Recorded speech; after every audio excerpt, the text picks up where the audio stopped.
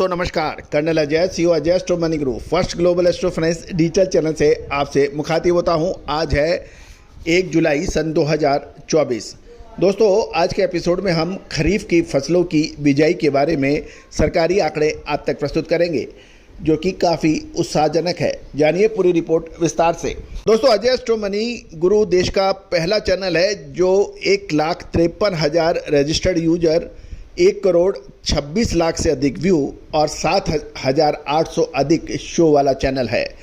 दोस्तों दलहन, तिलहन, मसाला, अनाज, लोहा, सोना चांदी, कच्चा तेल, मेटल, इन सभी पर लगातार अपडेट और विश्लेषण आप तक प्रस्तुत करता है।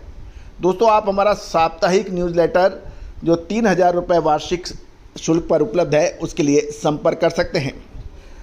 खबर निकल के आ रही है कि देश में खरीफ की फसलों की बिजाई में शानदार प्रगति देखी जा रही है और ये पिछले साल के मुकाबले लगभग 33% अधिक बताई जा रही है।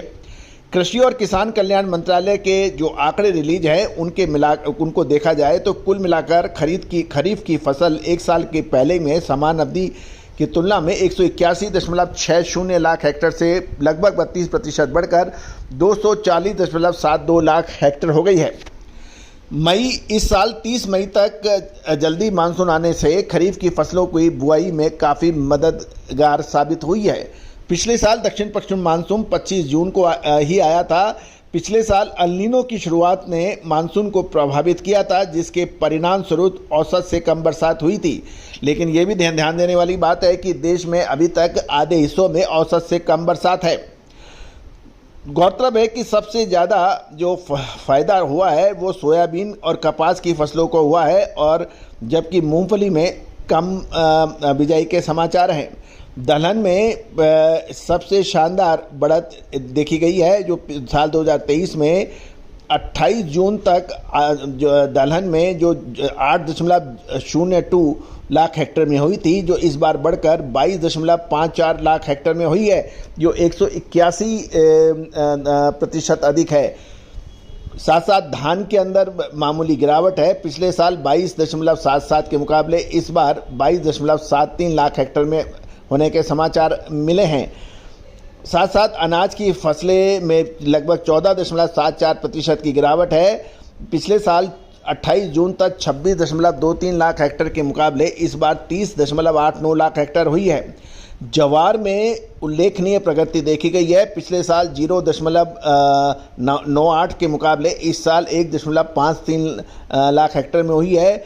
बाजरे के अंदर पिछले साल 25.67 के मुकाबले इस बार अभी तक 4.09 लाख हेक्टेयर है। तो कुल मिला के देखा जाए तो कहीं अधिक कहीं ज़्यादा है। मक्के के अंदर भी शानदार प्रगति की खबर है, जो 8.1 लाख हेक्टेयर के मुकाबले 23.53 लाख हेक्टेयर, इसमें भी में ज़बरदस्त बढ़त है।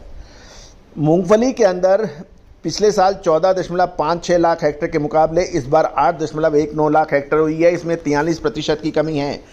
सोयाबीन के अंदर शानदार 1.63 लाख के मुकाबले 33.66 लाख हेक्टेयर में हुई है। 28 जून तक के आंकड़े आप तक प्रस्तुत हो रहे हैं।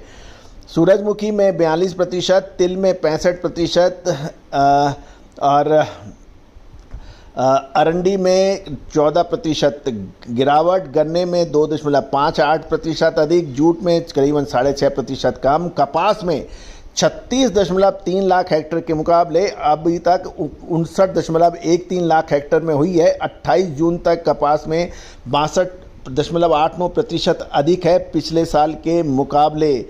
कुल मिला के यदि हम देखें तो 181.6 लाख हेक्टेयर के मुकाबले इस बार 240.72 लाख हेक्टेयर हुई है। ये प्रतिशत में निकालें तो 32.56% अधिक है। 28 जून 2024 तक के ये आंकड़े आप तक प्रस्तुत हैं। गौरतलब है कि हालांकि दक्षिण पश्चिम मानसून जल्दी आ गया, लेकिन 28 जून तक सामान्य से 14% कम बरसात के समाचार हैं, और आंकड़ों से ये भी पता चल रहा है कि 28 जून तक 724 जिलों में से कम 54% बारिश की कमी की समस्या से जूझ रहे हैं। तो कुल मिला के ये आंकड़े हैं 28 जून सन 2024 तक के हैं। दोस्तों 28 तारीख के बाद आज 1 जुलाई तक लगभग 3 दिनों के अंदर काफ़ी अधिक बरसात होने के भी समाचार देश के अलग अलग हिस्सों से मिल रहे हैं। वो आपको हम लगातार अपडेट देंगे। ये तो निश्चित है कि इस बार साउथ वेस्ट मानसून उस प्रगति से नहीं आया है जैसा कि मौसम विभाग ने भविष्यवाणी की थी। देखना यह है कि आगे क्या होता है। All the very best, good luck, happy trading.